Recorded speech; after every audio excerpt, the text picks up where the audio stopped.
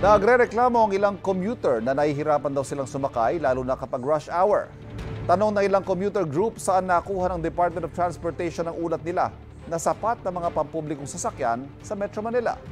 May unang balita si Darlene Kai. Halos araw-araw may pila ng mga pasahero sa iba't ibang sakayan sa Metro Manila, lalo tuwing rush hour. Kwento nga ng ilang commuter, inaabot sila ng 1 oras kahihintay ng masasakyan. Mas mahirap ngayon kasi gaya dati. Mas maganda madagdagan para mas mabilis yung sakay ng mga pasahero. Pansin din daw ng jeepney driver na si RD Boy na mas naiipon ang mga pasahero sa ibang ruta. May ibang tsuper daw kasing hindi na pumapasada dahil ayaw magpa-consolidate. Nahihirapan po sa pag rush hour.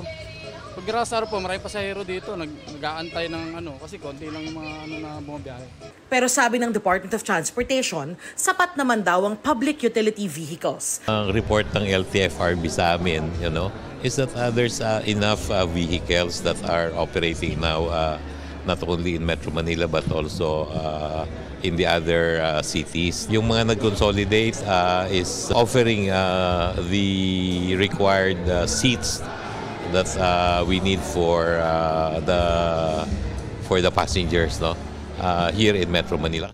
Nasa 80% raw ng mga PUV sa buong bansa ang nag-consolidate o iyong mga bumuo o sumali sa mga transport cooperatives at corporations bago ang April 30. Sapat daw ito para sa commuters. Sabi ni DOTR Secretary Bautista, sobra-sobra pa nga raw ang mga jeep sa ibang lugar. Merong mga ruta na kailangan nga nating siguro bawasan pa yung ibang mga vehicles dahil napakarami.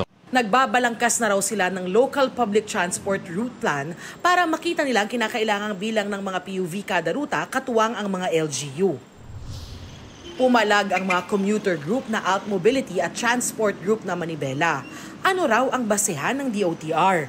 Bago pa mag-pandemic at bago pa yung consolidation deadline, kulang na yung supply ng public transportation. Kita-kita naman natin kahit saan tayo magpunta sa Metro Manila na walang masakyan.